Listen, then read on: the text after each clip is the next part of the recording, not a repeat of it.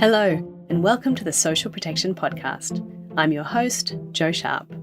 In today's episode, we're looking at how social protection supports the care of the most vulnerable people in our society, as well as the people that take on that vital work. Care and domestic work, mostly performed by women, has been called the work that enables all other work. Yet it has been undervalued in economic models, and social protections for workers and carers are patchy. The value of unpaid care and domestic work has been estimated at around $11 trillion US, that's roughly 9% of global GDP, while low-paid domestic workers make up more than 20% of the global care workforce. In today's episode, we'll explore three angles for social protection and the care economy. We'll look at how social protection and social insurance can better support unpaid carers, what it takes to get domestic workers the social protections that they need, care for their own children and support them into retirement, and how to address the accessibility and quality of care services. With me for today's episode are Silke Staab and Adriana Ramírez. Silke is a research specialist at UN Women, and Adriana is Latin America Regional Coordinator for the International Domestic Workers Federation. Welcome, Adriana and Silke. Thank you. It's great to be here. Thank you, Joanne. I'm very happy to be here. Adriana, let's first talk about domestic workers. Who are they in Latin America, and can you give us a sense of the kind of work that they do? Perhaps I will start by saying that there are almost 75 million domestic workers globally.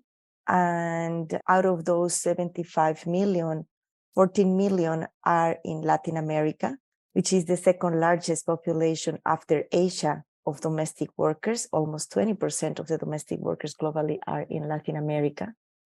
And from those, domestic workers make up the 15% of the female actively working population in Latin America. And they provide the main care work, direct or indirect care work. By direct care, we mean those needs and activities that involves having a direct contact with the person, like physical and emotional contact. This is for kids, for babies, this is for elderly population, this is for people with a chronic disease or all sorts of mental or physical disabilities. In this type of care, usually emotional ties are created because you are taking care of the person in the most absolute, vulnerable, and intimate way possible. Whereas the indirect care, it's about all those activities needed for you to survive, like, for example, eating, somebody that goes and buy your groceries, prepare your meals, and cleaning your house. But basically, these women, they provide direct and indirect care for the population, and domestic workers provide 25% of the care needs of the population globally. Silke, in addition to people who are employed in some way to do care work, which is what Adriana has just described, can you also talk a bit about how family members providing unpaid care also contribute to the care economy, or how we conceptualize that work and that contribution? The reality is really that the bulk of care work today is unpaid. Most of that work is carried out by family members and households. Over 16 billion hours are spent every day on this type of work. That's the equivalent of 2 billion full-time jobs. And across the globe, women do 3 times as much of this work as men. And Adriana already mentioned some of the tasks, right? Looking after children, nursing sick relatives, cleaning the house, fetching water and firewood, etc. It is the work that makes all other work possible. If women stopped doing it, the whole economy would collapse. And feminist scholars have therefore called this the other economy, the one that remains unaccounted for in mainstream indicators of economic performance, including GDP. And feminist economists have also developed methodologies to assign an economic value to this work, asking, for example, how much would it cost if all of this work was paid, right?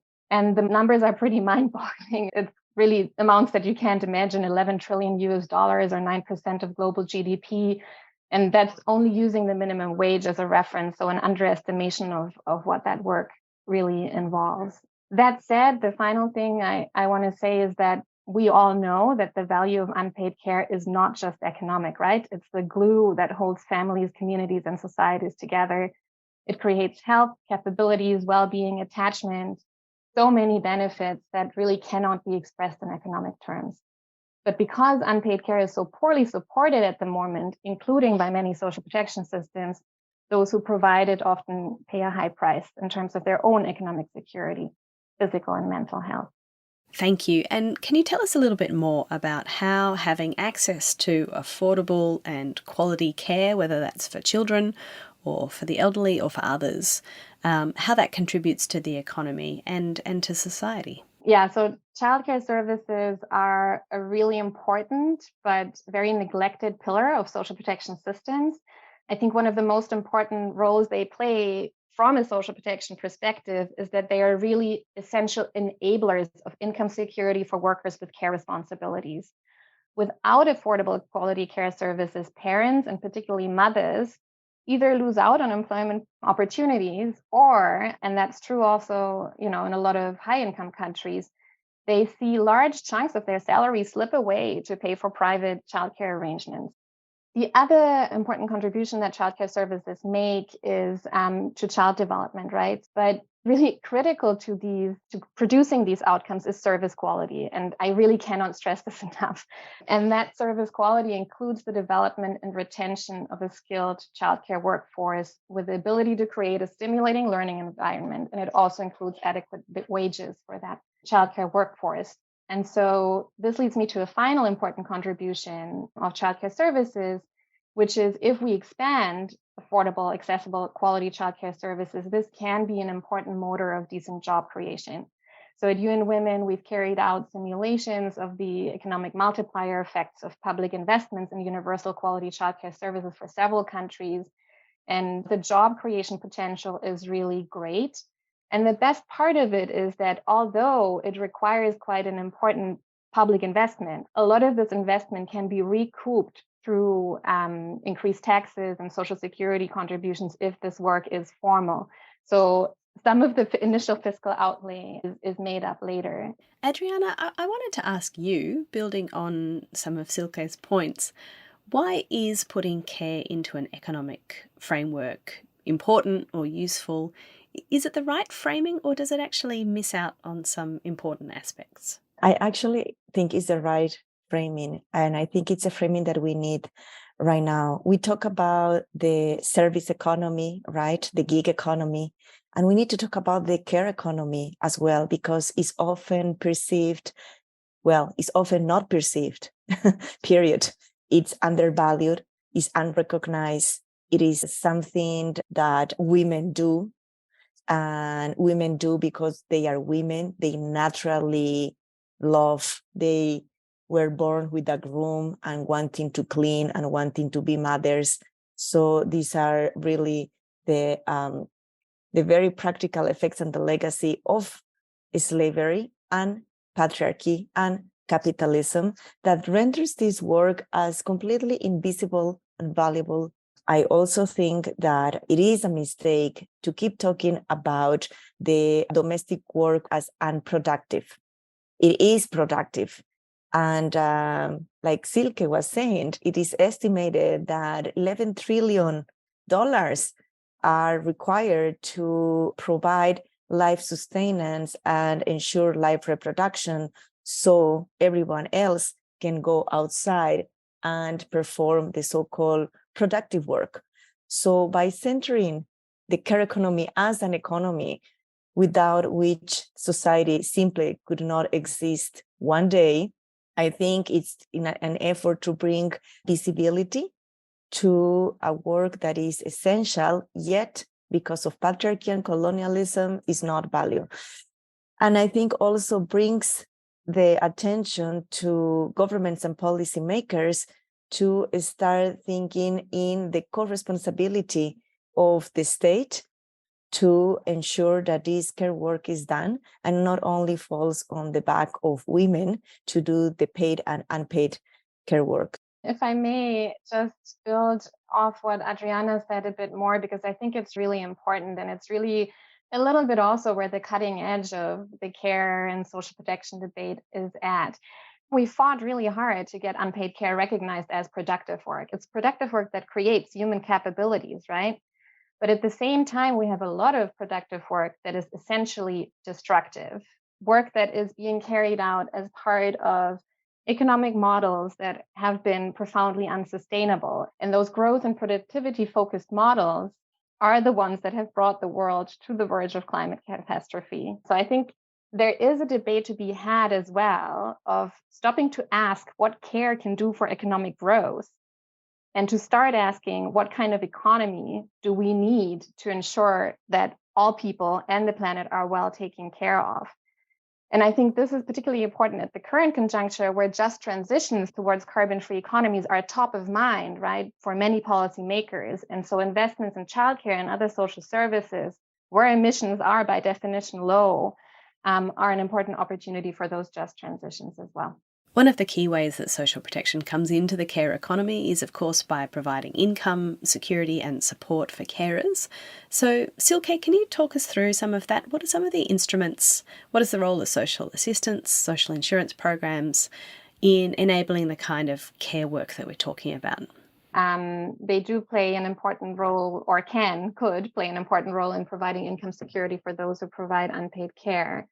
There is clear evidence, for example, that poverty among single mothers is much lower in countries with more generous social transfer systems, right? And those single mothers are the ones who are straddling unpaid care and work in the paid economy most of the time. One of the longest standing care-related social protection schemes is probably paid maternity leave. Now also more than 100 countries have paid paternity leave, which is an important signal to what Adriana was saying as well. It's not only women who can and should be doing this work. Now, the main problem with these schemes currently is that they tend to benefit mainly formal workers who are a minority in developing countries. And I'm sure Adriana can speak to this as well as the ones who are doing care work in other families. Domestic workers themselves often have no support when they themselves would require paid maternity leave or other services. So in Africa, for example, less than 15% of mothers with newborns currently have access to maternity benefits. Another good example, and I think important example of how social protection systems can address care is related to pension systems, because those who provide care for family members, whether that's young children, a sick partner, frail elderly parents, etc., often interrupt their employment trajectories to do so. And when they do so, they lose entitlements in contributory social security schemes, so social insurance. And this has affected women disproportionately, and it has contributed to huge gender pension gaps, and in many countries also to higher levels of old age poverty among women. And so what some countries have done is introduce so-called care credits to make sure that periods taken out of paid employment to provide unpaid care are recognized, that contributory gaps are replenished, and that the economic penalties for unpaid caregivers are reduced. But it's important, I think, to look at the whole of the social protection system and really interrogate each scheme to say, what can this scheme do to better support unpaid care work, right? Other social protection benefits, social assistance, for example, child allowances, social pensions have been shown to play an important enabling role for care. But at the same time, let's not forget that their main purpose has never been to pay for care work. They're meant to cover additional expenses associated with child rearing, food, diapers, school supplies, etc., or to cover living expenses of older persons who no longer earn an income. So I think we can't kind of overburden those already meager transfers with assuming that they also pay for care. Thank you. For me, this does raise the question about whether social protection systems could be doing more to compensate carers for their work, and it brings to mind one of the arguments that you hear in favour of universal basic income, which we've talked about on this show and previous episodes. Proponents argue that one of the things it can do is allow people to take time out for caring and, in that sense, compensate or enable that kind of care work. So I think the question you raise about compensation is a really important one to address, because it is sometimes assumed that recognizing the value of unpaid care necessarily implies providing monetary payments for it, right? And there was a time in history when women's rights advocates demanded wages for housework or mothers' pensions. I would say that this is probably not the kind of social provision that most gender equality advocates and feminist movements prioritize today.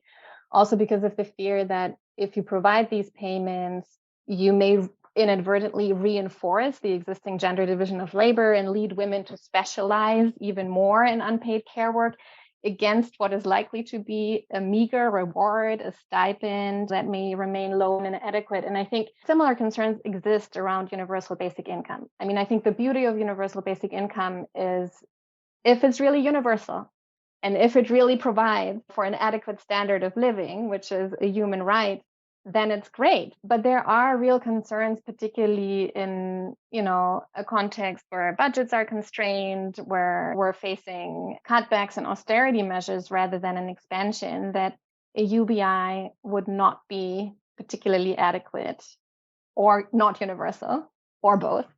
But I think one of the key concerns is really that it'll take away emphasis from some of the in-kind provisions that unpaid carers need, from the infrastructure, from the services. And again, that takes me back to kind of listen to what unpaid caregivers have to say. A lot of the women in low-income countries will tell you, I spend 6 hours a day carrying water. I need piped water on household premises. That will make the difference for me. Or in Senegal, we've worked with women cooperatives, and one of the things that came out there is health, as basic as that. We spend a lot of our time caring for sick children or other sick family members. When we do so, we have no income replacement, but we also have no access to free healthcare. And so it's about then working with these constituencies to make sure that the government provisions, social protection systems, and services really reach them and respond to their needs. Turning now to care workers. We've heard how critical this work is to the economy and to society, but care work itself, even when it is paid work, is often informal, and workers in the sector lack many protections for themselves. Adriana, what are some of the challenges in extending social protections to domestic workers? I'm going to speak about social protection from the point of view that it is a right. It is a human right. It is a labor right to have access to social protection, and it is the responsibility of the state to provide that. As Silke said, a lot of workers in the informal economy are not included in the social protection, which is like a really not only a bad design of social protection schemes, but it is also an issue of not recognizing informal economy as essential part of the economy. And I want to make here a little differentiation about when we talk about informal workers and informal economy. In the case of domestic workers in Latin America, domestic workers are considered wage workers. They are not part of the informal economy from the theoretical point of view speaking. They are in a contractual relationship. It is very clear who is the employer and who is the worker. And in Latin America, there are legal frameworks of protection, unlike other regions where these legal frameworks of protections do not exist yet. This is the fight that IDWF has right now. In Latin America, there are these legal frameworks of protections, not because our governments are benevolent or progressive, but it's because of the struggle of the domestic workers movement from easily 40, 50 years ago. And now we have these domestic workers laws. We have 18 ratifications in the region of ILO Convention C189, which is decent work for domestic workers. And yet, domestic workers work under informal conditions. This is because the legal frameworks are not implemented. Many of them, they do not have regulations, and there are no monitoring and enforcement. However, what really lies underneath it is the colonial and patriarchal mentalities and practices at the level of the household between the worker and the employer. So then you have domestic workers that they have been working easily 30, 40, 50 years of their lives, and they do not have access to pension plans like any other worker in any other sector will have. So this puts these workers, domestic workers, in a perpetual cycle of poverty. because simply their work is not recognized. And this is why we go back often and often to the old premise that made the domestic worker movement start, seems easily 100 years ago here in El Cono Sur and the Andean region, that says domestic work is work and domestic workers are workers. If you think in that way, domestic workers are part of the working class, are part of the economy, and therefore they have the entitlement to be included in the social protection schemes. Following on from what you've just said, Adriana, can you give an example or two of the way domestic workers have managed to organise to access some of these protections that we've been talking about? I will give you the closest example in the timeline of the struggle of domestic workers, and it is the case of Mexico.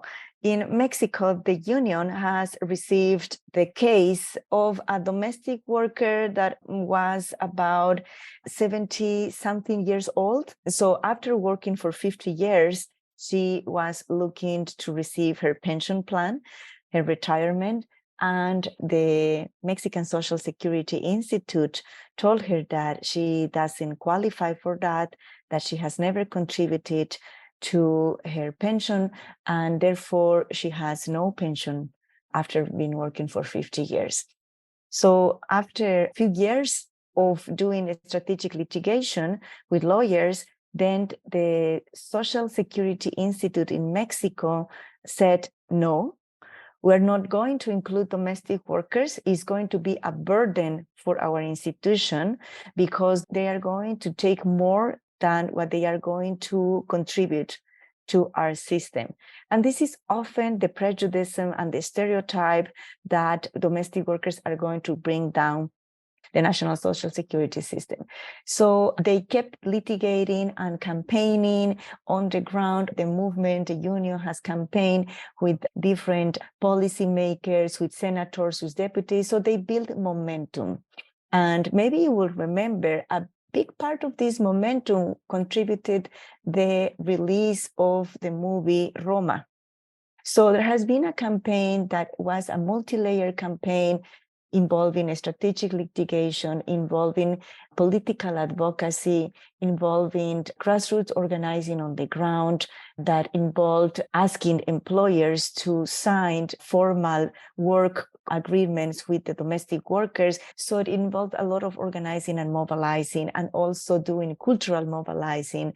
So then the Mexican Supreme Court at the end has ruled in favor of domestic workers and instructed to the Mexican Social Security Institute to include domestic workers and to start by creating a pilot program to make sure that the Mexican Social Protection Institute will rearrange, will adapt, and will create mechanisms to bring this so-called informal labor into the system. So they have done a pilot project for about 3-4 years. 200% of domestic workers have registered into this pilot project in comparison with the old voluntary regime. So this tells you, it breaks another myth that say, but they don't want to be in the social protection. They don't want to contribute. They don't register anyways.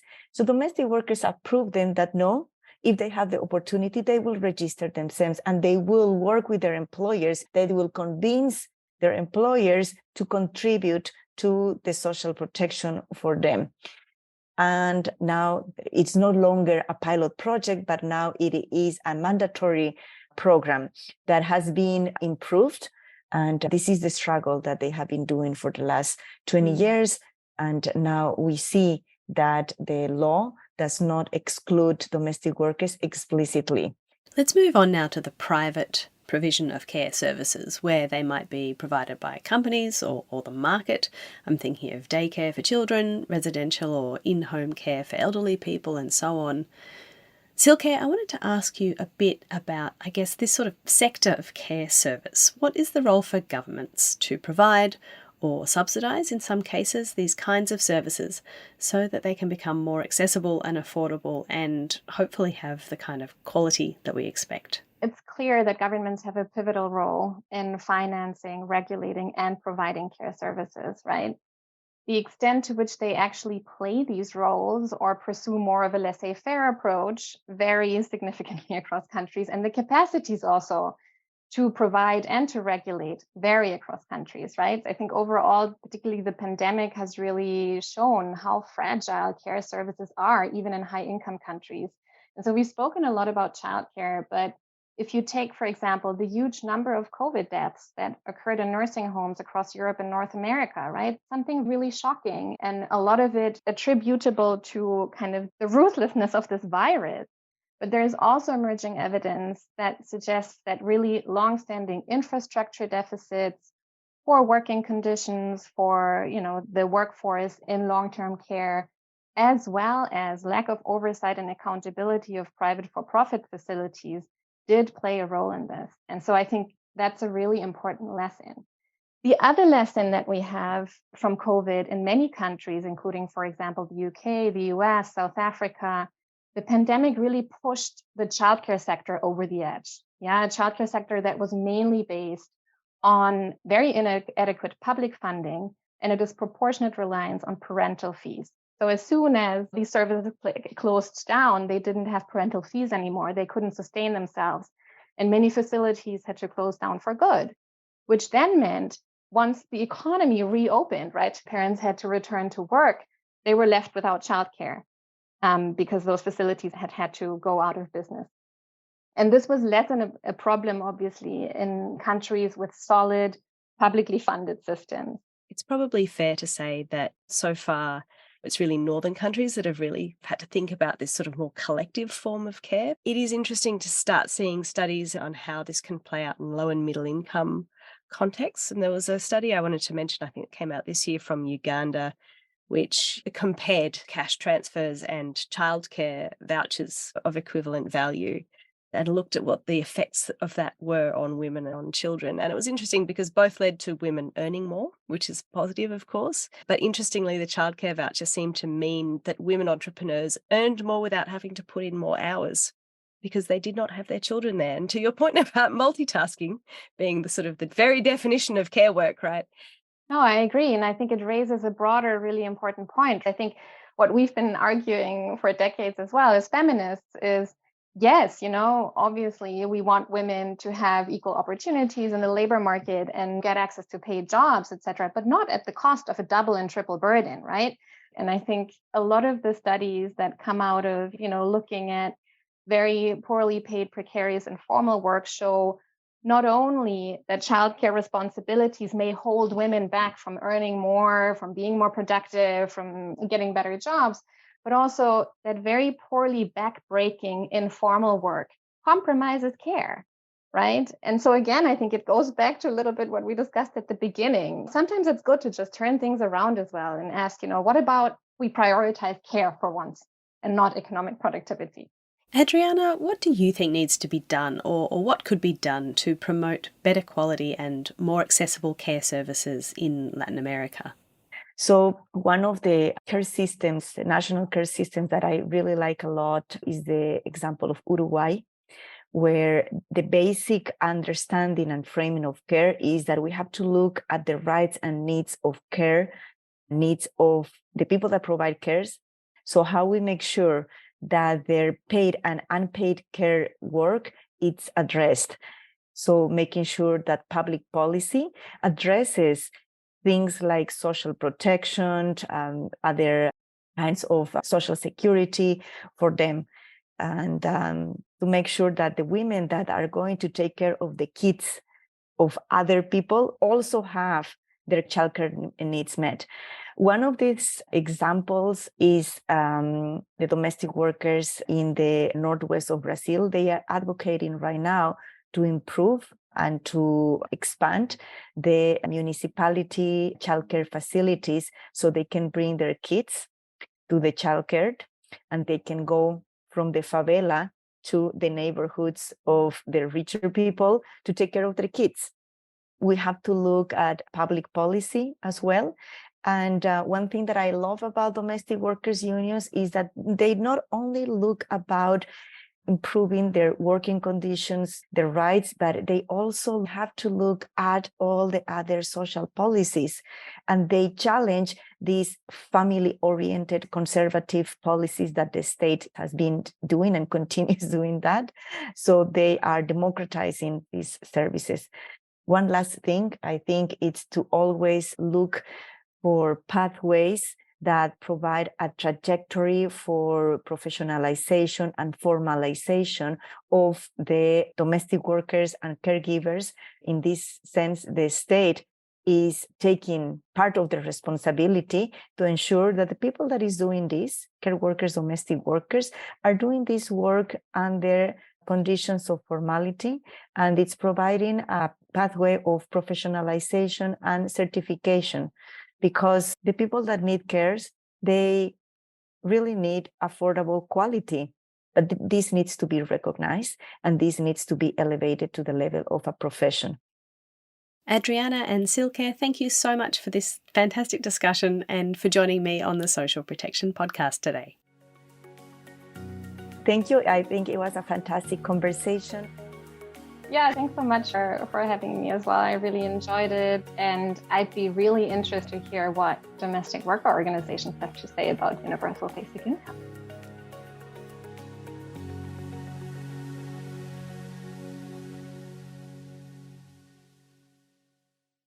Before we go, we like to end each episode with some quick wins.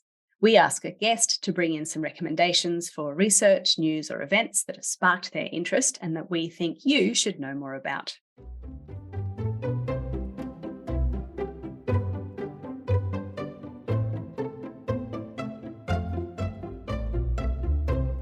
Today we have Ralph Rademacher joining us for Quick Wins. Ralph is the head of the Social Protection Program at GIZ. Welcome to the Social Protection Podcast. Hey, Joe. Thank you for having me.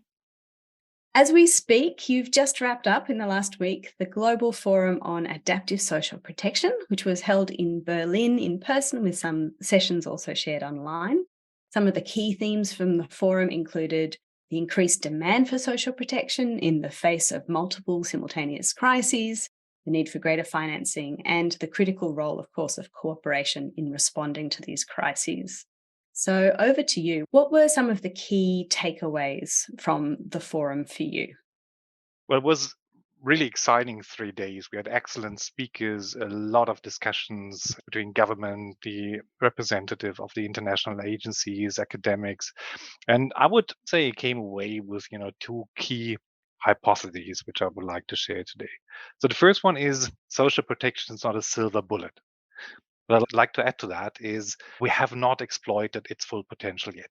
So we have ample of evidence that social protection works. It reduces poverty, increases productive investments, it builds household resilience to shocks, can improve health status in households and keep children in school for longer. Social protection has positive effects on the local economy and so on and so forth. So you know them all. So positive effects are numerous. But Stefan is, of course, right to remind us that it's not a silver bullet for each and every problem, that we need investments in health, education, that economic growth is central for bringing wealth to people. And I might add that we better ensure that this growth is climate conscious. But before we dwarf ourselves as a sector, it's crucial to add that we have not exploited the full potential yet. We have seen great innovation in the use of digital technology in recent years, but we really only start using the current potential of digital technology, and it's not widespread and systematic. Stefan compared it to a Swiss cheese, that the system still has many holes and is not well interconnected. So if we are able to establish interoperable systems, of course, mindful of data protection considerations, we can layer social protections interventions more purposively. So when we are able to establish interoperable systems, there will be much more dynamic interactions between households and social protections systems possible. So one key building block of such a better digital backbone is certainly the payment system. It is not only crucial to help social protection programs reach the beneficiaries, but we may not forget what social protection can also do for the enhancement of financial inclusion in countries. A government-to-people payment interface is often operated by financial service providers in a country, and the financial stream flowing within the social protection system is in many countries a sort of, the required base business volume for which can make it worthwhile for these financial service providers to also cater to more remote regions. And with that, social protection helps to enhance also financial inclusion. We also have not exploited the gender transformative aspects of social protection fully. There are some considerations in the design of social protection which can at least have some positive gender transformative effects. And one more aspect I wish to add is the potential use of social protection in the discussion on loss and damage in the climate context. This will add the aspects of slow onset events to the quick onset events, which we have been discussing, for instance, in the context of the global shield against climate risks already.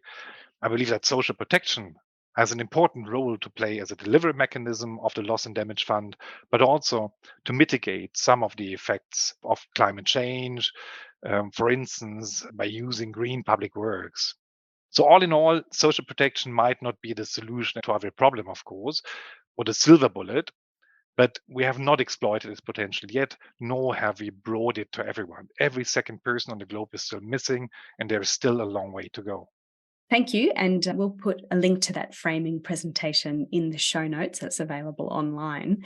You talked a lot about the potential for social protection to address a whole range of challenges, including the climate crisis. That's something, of course, we've also explored on this podcast.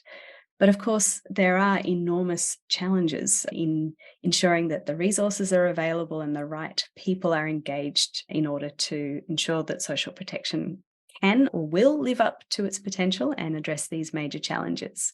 And you mentioned a second hypothesis coming out of the conference. So can you tell us what else was on your mind in that vein? My second point is that bringing adaptive social protection to more people requires close cooperation. And maybe even more than cooperation, really closer co-production. So I mentioned before, the task is still huge, resources are limited, and we therefore need to find the most efficient ways of cooperating or co-creating. And that refers on the one hand to cooperation between different government ministries and efficient coordination mechanisms there. But it's not only about efficient coordination cooperation at national level, but also vertical, so the national and the local level. And also, and particularly maybe, among development partners. We need to learn how to combine our respective strengths even better. We have heard at the Global Forum how the IMF is a crucial partner to the social protection sector and helps in a dialogue with ministries of finance. They have a special inroad, they talk the same language. But we also heard that we need to combine the strengths of development banks and technical assistance better. So our minister, Svenja Schulze, for instance, underlined her desire to see the global accelerator for jobs and social protection for just transitions help in achieving that. So the German government will provide some seed funding to pilot more joint approaches under the umbrella of that global accelerator. For the ambitious goals ahead of us, massively expanding social protection coverage and enhancing system efficiency, we need to think in alliances and partnership. We need to understand the comparative strengths, but also our own limitations and how we combine our comparative strengths to overcome possible limitations and jointly become stronger than each of us could be alone. I think that's really the way which we need to explore better in future to make the most out of the resources available and really bring more social protection coverage and bring better social protection systems to each and every one. Thank you. So as you're talking about partnership, there is also a discussion that is ongoing about the partnerships that need to form between climate-affected countries and the global north and the wealthier states that have developed using carbon-intensive methods, and that challenge of kind of equaling the playing field for the rest of the world. Was that something that came up much in the context of social protection in this case, as a lot of these countries are facing these increased vulnerabilities to climate shocks, as well as, all of the other shocks that we've been talking about, inflation crisis, COVID, still not such a distant memory? The aspect of climate justice was, for instance, very much underlined by Shazia Mari, the minister from Pakistan, also from her own personal experience of essentially originating from a province which has been frequently hit by floods in the recent years. So it's a very tangible issue for her as well. I think here the discussion around the loss and damage fund is really something which is that vehicle for answering to some of the question. The global shield against climate risks is yet another one. The discussion to some degree converge and come together, I think. And obviously there is overall more room for thinking about social protection systems really catering to these covariate shocks. I mean, that's also why the overarching theme of the conference was on adaptive social protection, acknowledging that this is more the norm now. We really need to make systems fit for. Thank you. That's great. Yes, as you say, really important and a timely conversation. And I think we are all struck and living in this reality where the shocks are coming thick and fast, and it is the new normal. And more than ever, the need to adapt and be adaptive and preemptive and some of these things is going to, I think, define a lot of shifts in the sector going forward, or at least we hope so. I will just mention that the Global Forum was organised by the German Federal Ministry for Economic Cooperation and Development, that's BMZ, and the World Bank Group, implemented by GIZ and yourself, Ralph, and supported by UNDP and, of course, socialprotection.org. I also mentioned that the last episode of this podcast also looked at adaptive social protection in practice in the Philippines and in Caribbean countries. So if you are interested in this topic, do check that one out. Ralph Rademacher, thank you so much for your time on the Social Protection Podcast today. Thank you very much.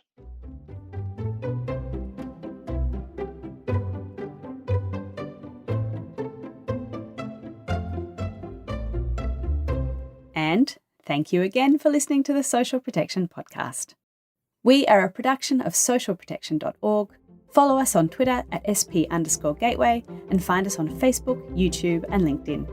Subscribe to this podcast via Apple Podcasts or Spotify and leave a review. Go on, leave a review. Back next month. See you then.